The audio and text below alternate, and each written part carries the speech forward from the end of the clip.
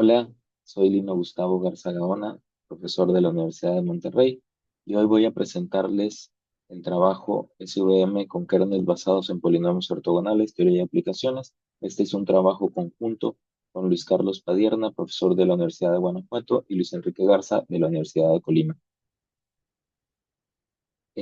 Voy a mostrar una breve introducción de polinomios ortogonales y luego pasaré a ver cómo se implementan estos kernels basados en polinomios ortogonales en algoritmos de Machine Learning, como es el SVM, el Support Vector Machine.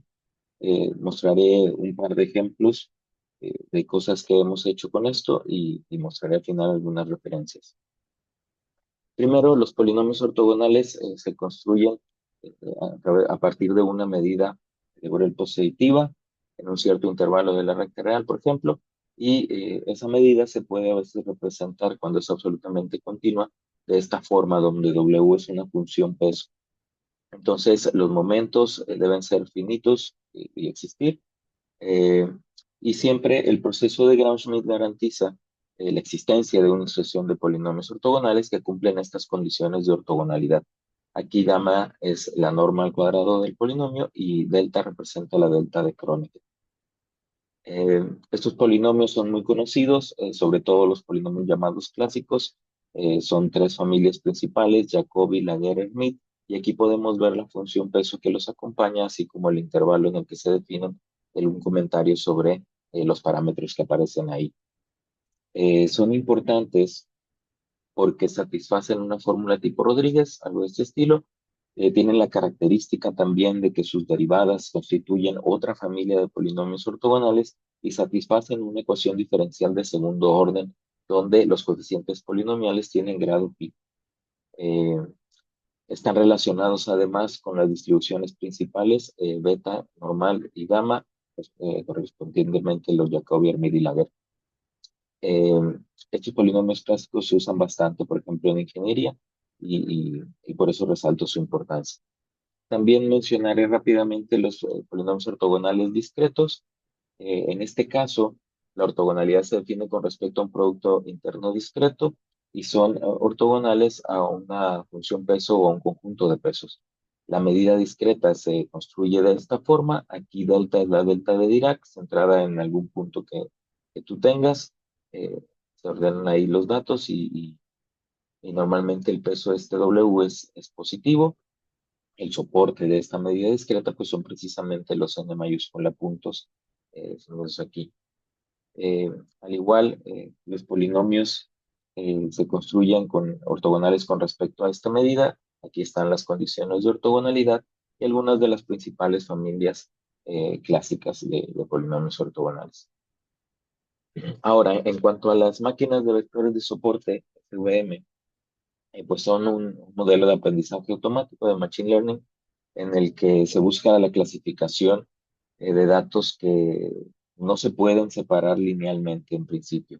Entonces se hace algo llamado el truco del kernel, el kernel trick, para pasar estos datos a un espacio de mayor dimensión de manera que se vuelvan linealmente separables.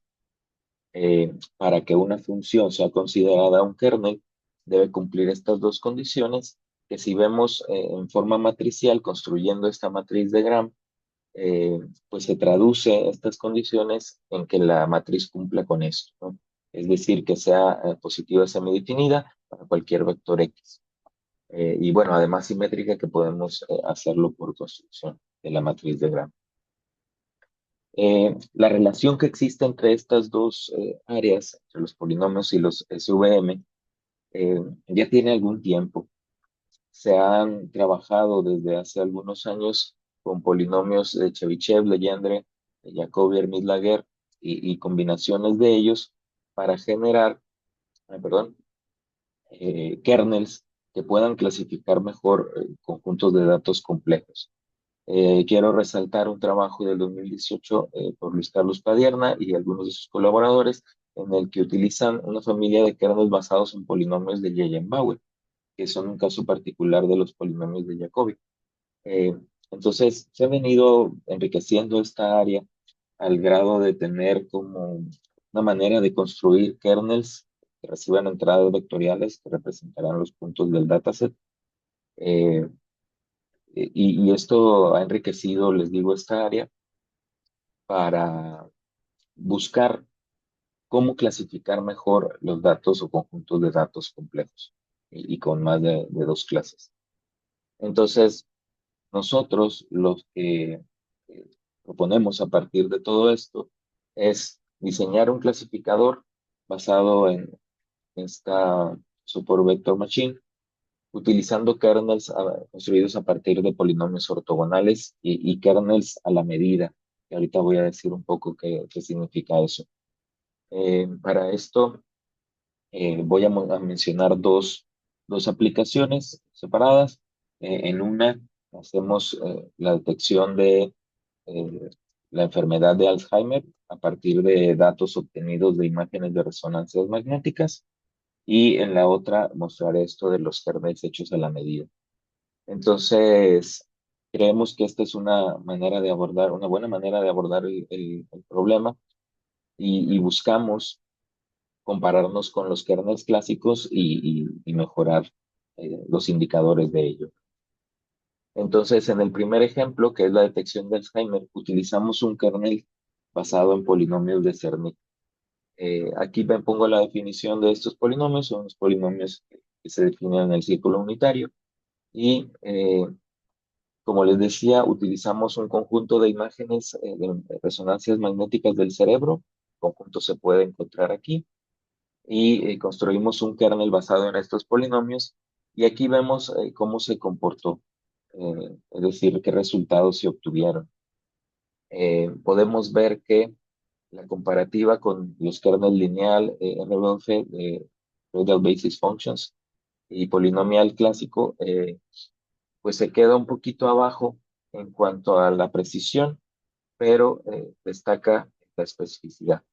Esta proporción de soporte, de vectores de soporte, es muy similar en ambos, entonces es un resultado que nos alienta a seguir en esta línea. Aquí pongo un resumen de lo que se obtuvo, una mejor capacidad para detectar casos positivos, que es el riesgo de falsos negativos, que es menos grave, digamos, que esta segunda eh, cosa, que es el mejor rendimiento para descartar falsos positivos. Tienen una exactitud comparable, 2% abajo de de los kernels clásicos, digamos, o tradicionales, y una proporción de vectores soporte similar a los kernels con los que se comparan. Entonces, como decía, eso nos alienta a seguir trabajando. Aquí tuvimos un problema con los datos porque había muchos datos faltantes y entonces estamos explorando una manera de mejorar esa base de datos, optimizar nuestro kernel con parámetros ahí del grado, tal vez buscar otra manera de definir el kernel, pero en general estamos satisfechos con esta primera aproximación y seguimos trabajando con un grupo de estudiantes de la Universidad de Monterrey en este problema. Por otro lado, eh, está la parte de los kernels hechos a la medida. ¿A qué me refiero con esto? Pues bueno, surgió la idea de qué pasa si construimos unos polinomios a partir de los datos del dataset.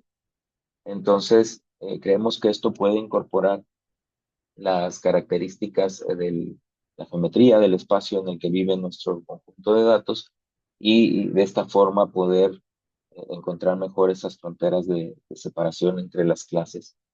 Eh, y bueno, lo que hicimos fue construir una medida empírica con los datos. Aquí sí representa los datos. Esta es una delta de Dirac. Y con esa medida, construir polinomios mediante el proceso de Gram-Schmidt que sean ortogonales respecto de esa medida.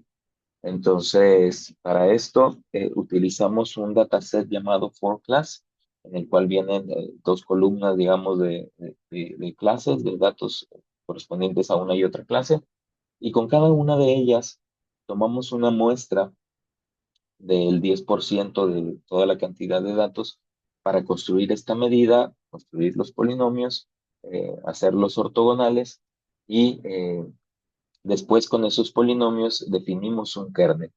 Aquí pongo una estructura más específica del kernel. Esta es la matriz de Gram, en la cual vienen la función kernel implícita, y aquí se muestra la comparativa de dos datos, ¿no?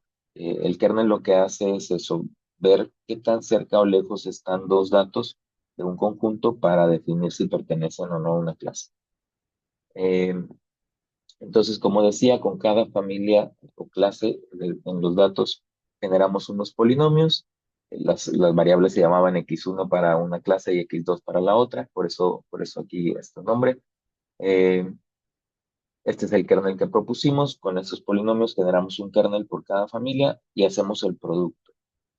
Al ser generados de esta forma, los kernels se garantiza la simetría y mientras las funciones sean reales y positivas, pues te garantiza también la positividad de este kernel.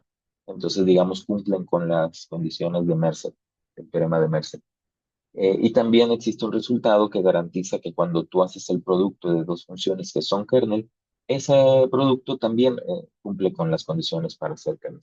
Entonces, ya que teníamos el kernel, pues seguimos el proceso para hacer el estudio de Machine Learning, es decir, se estandarizan los datos, se pone entre 0 y 1 para evitar complejidad.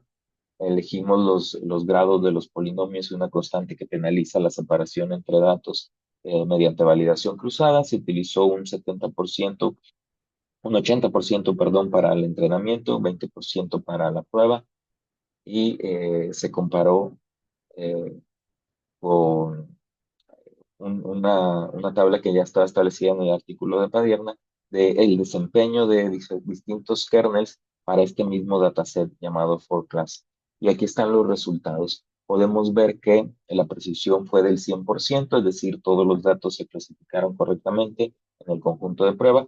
También hicimos variaciones en cuanto al porcentaje que utilizábamos para entrenamiento y prueba, y en todos los casos se obtuvo este 100% a partir de un grado 8 en los polinomios que construimos.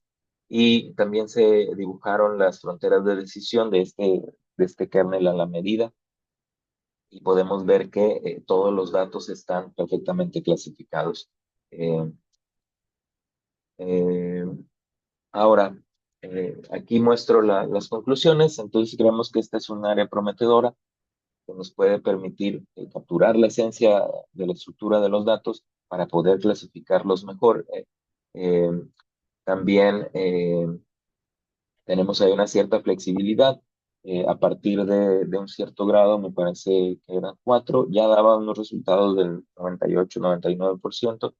Entonces, dependiendo de la aplicación, pues eso puede ser suficiente para bajar la complejidad, el coste computacional. Y también exploramos cómo puede aplicarse esta metodología para dar conjunto de datos con más clases. Tenemos muchos problemas por abordar. El overfitting, ahorita elegimos solo el 10% para evitar esto, pero podemos intentar con una cantidad menor. También la interacciones cruzadas, no consideramos términos mixtos, digamos, para los datos, entonces eso puede ser un área a explorar, y también ver cómo se comporta con más clases. Eh, y bueno, todo esto queda como trabajo futuro. Aquí muestro algunas referencias, el artículo de Padierna, un libro muy interesante de construcción de kernels, y eso sería todo. Si alguien está interesado en estos temas o requiere información adicional, aquí dejo mi contacto, lino.garza.roden.edu, y reciban un saludo desde la Universidad de Monterrey. Gracias.